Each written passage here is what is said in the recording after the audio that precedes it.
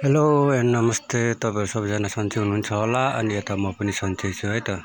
आज फेरि मेरो नयाँ भ्लगको साथ आएको छु। इटरीको भ्लग बनाएको छ। आज गएको थिएँ र हेर्नुहोस् होला है।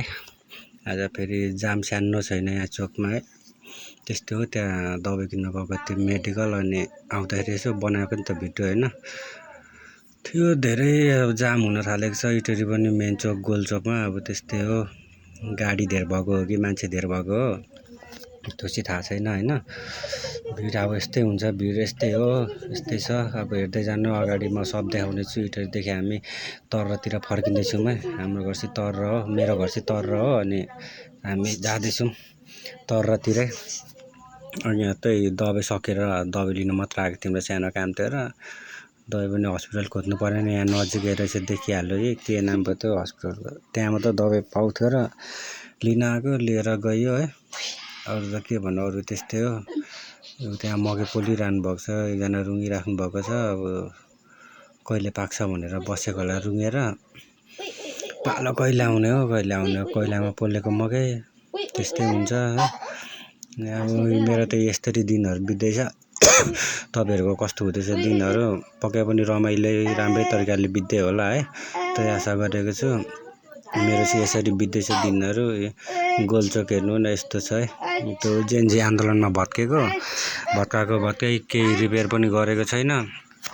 अब कहिले गर्ने हो रिपेयर त्यो थाहा पनि छैन। अनि हामी चाहिँ अब बिस्तारै लाग्दैछौँ। मेरो चाहिँ घर इटरीबाट त्यही आधी घन्टा 15-20 मिनट लाग्छ होइन। सवारीमा त्यति लाग्छ। हामी जाँदैछौँ गोर्खा स्टोर है। यो चाहिँ इटरी चोकको गोर्खा स्टोर हो। सफारीहरू सानो छैन, फेरि अचेल मान्छेभन्दा धेरै सफारी छ क्या। अनि यो हाइवे त देख्नै भएको होला, तर यता पूर्वकोले त बाहिरको छैन भने चाहिँ हेर्नुहोस्, हाइवे राम्रो बनाइदिएको छ है। दामी बनाइदिएको छ हाइवे चाहिँ कुद्नको लागि, नन स्टप कुद्नको लागि दामी डबल रोड छ।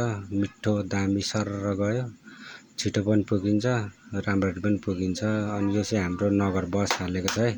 यसमा चाहिँ 20 रुपियाँ मात्र हो भाडा, टाइममा लाग्छ, तर 20 रुपियाँ सस्तो हो नगर बस चाहिँ। अरू धरान जाने गाडीहरूले हाल्नु मान्दैन नि त तर्रकोलाई, त्यही भएर अन्त नगर बस हालेको होला सायद मेरो विचारमा चाहिँ है। तर्रको भनेपछि अब धरानको जाने बसहरूले हाल्दैन क्या, मान्छे नै पैसा कम हुन्छ भनेर होला हुन त होइन। खाली जानु भन्दा त हालेर लानु नि, 1-2 जना पैसै होइन जस्तो गर्छ। अनि बेला सबजना रिसाइरहेको हुन्छ क्या, भनाभन परिरहेको हुन्छ। तर्रकोलाई लादिन भन्छ के भन्छ, अनि रिस उठिहाल्छ नि, त्यो त जसलाई पनि होइन र। त्यस्तो अब कि गाडी नै नकुदाउनु त्यो बाटो, जानुपर्ने चाहिँ त्यही बाटो, तर हाल्नु मान्दैन क्या, त्यस्तो छ। अब के भन्नु। अब आउनु आँट्यो हामी चाहिँ आर्मी ब्यारेक छेउ आइपुग्यौँ। अरू पेट्रोल पम्प यस्तो छ।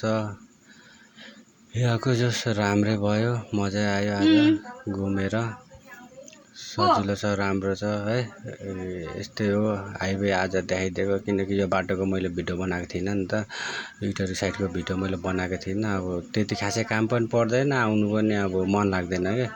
काम परेको बेला मात्र जाने हो, नपरेको बेला कहाँ, घरमै हो। घरको घर उहाँ दोकान क्यारम बोर्डको एकछिन, अनि फेरि घर, सुतो उठो, खाना खायो, अलिअलि कामसाम गऱ्यो, त्यही हो।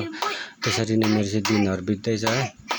यो चाहिँ आर्मी ब्यारेक हो है, इटरीको आर्मी ब्यारेक हो। यसकै छेउमा एक्सिडेन्ट भइरहेको थियो अघि, बाइक भएको रहेछ एक्सिडेन्ट। धन्न मान्छे चाहिँ केही भएन, बाइकलाई चाहिँ अलिकति स्क्र्याच भएको रहेछ, 2टा बाइक ठोकेर।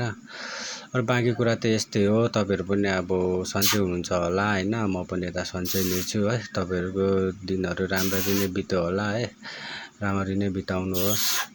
त्यही भन्दै अहिलेलाई अब के भन्नु, यति नै है त। अब फेरि अर्को भिडियोको साथ म आउँछु नै। अब मेरो भिडियोहरू थाहा छँदैछ है, छोटो मिठो। अब धेरै भनेको 1-2वटा भिडियो चाहिँ 5 मिनट 6 मिनटको हालेको छु, नत्र त्यो 2 मिनट 3 मिनटको भन्दा मेरो हुँदैन क्या। किनकि म सर्ट भिडियो मात्र बनाउँछु। अब लङ भिडियो पनि बनाउनु पर्ला, त्यो लङ भिडियोको लागि चाहिँ होइन, अब अलिक टाइम लाग्छ मजाले गर्नुको लागि।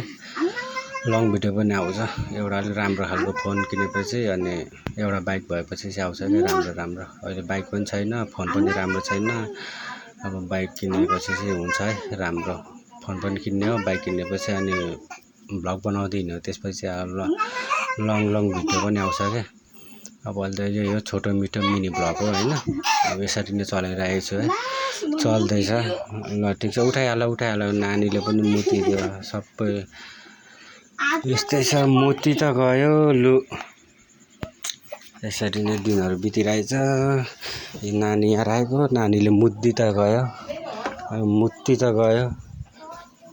मुति गयो नानीले के गर्नु यस्तै छ ल यति भन्दै अहिलेलाई यति नै है सबैजनालाई गुड नाइट राम्रोसँग बस्नु होला।